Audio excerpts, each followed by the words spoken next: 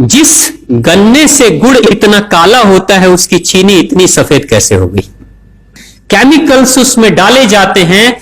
और मैं एक चीनी मिल के अधिकारी जो मैनेजर है, मैं उनकी बात आपको बता रहा हूं। उन्होंने कहा कि मुझे लगभग 12 साल हो गए चीनी मिल में काम करते हुए, और जब से मैंने काम करना शुरू कर दिया चीनी मिल में, तभी से मैंने घर में चीनी लाना ही बंद कर दिया।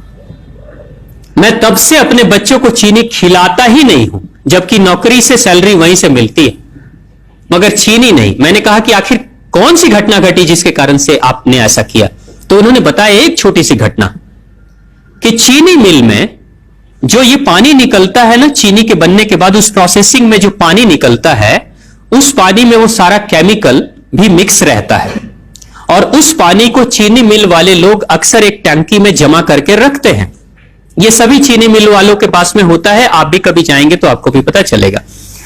वो टंकी में वो पानी रखा जाता है, लेकिन रोज रोज प्रोसेसिंग हो रहा है, रोज चीनी बन रही है, रोज बहुत सारा पानी आ रहा है, तो आखिर कब तक एक टंकी की क्षमता है ना, कितने दिनों तक वो टंकी खाली रहेगी? भर जाती है, भरेगी तो फिर क्या करेंगे? खाली करना है।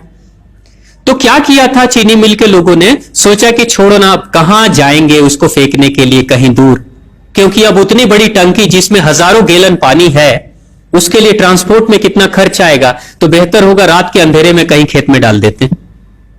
क्योंकि जनरली फैक्ट्रियां तो होती हैं ऐसे ही बिराने में, तो कहीं डाल देते किसी खेत में, क्या पता चलेगा पानी है कि चीनी मिल का पानी है क्या है।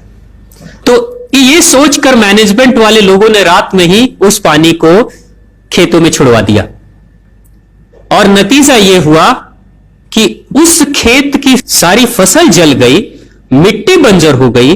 और जब किसान पता करने लगा कि आखिर क्या हुआ मेरे खेत में, जब चेकअप कराया वो मिट्टी का, तो पता चला कि इसमें तो चीनी मिल का जो वेस्ट मटेरियल है वो डाला गया है।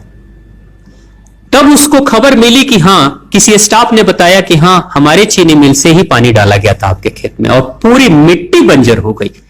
उसने केस कर दिया और चीनी मिल वाले को मुआवजा देना पड़ा लाखों रुपए। तभी से वो स्टाफ कहते हैं कि जो मिट्टी को बंजर कर दे वो इंसान के शरीर में जाए तो क्या करेगी। उसी के बाद से मैंने अपने घर में चीनी लाना बंद कर दिया।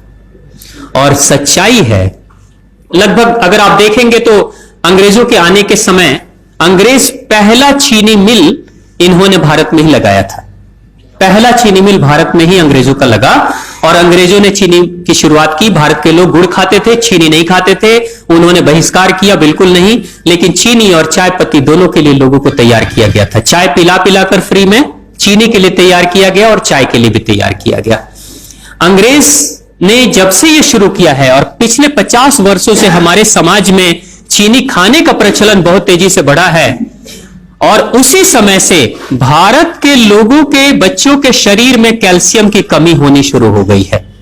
अगर कोई मां, अगर कोई बहन जो गर्भवती हो, गर्भकाल के दौरान अगर चीनी का सेवन अगर कोई बहन कर रही हो, तो चांसेस ज्यादा होते हैं गर्भपात होने के।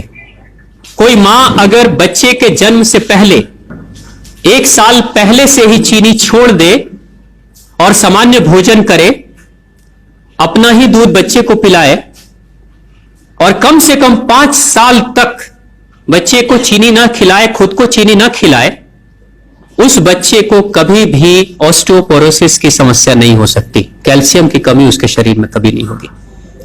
चीनी जब जाती है आपके शरीर में, तो बाहर जब निकलती है तो अकेले नहीं निकलती, कैल्शियम लेकर निकलती है।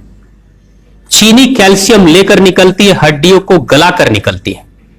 और जिसके शरीर में कैल्शियम की कमी हो जाती है, उसके शरीर में मैग्नीशियम, पोटेशियम, आयरन सबकी कमी हो जाती है।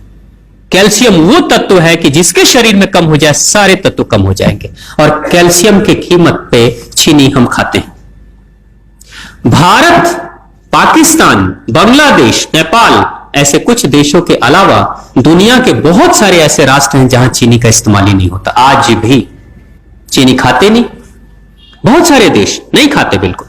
आप गुड़ खाया करिए, वो ज्यादा बेहतर है, चीनी को छोड़िए।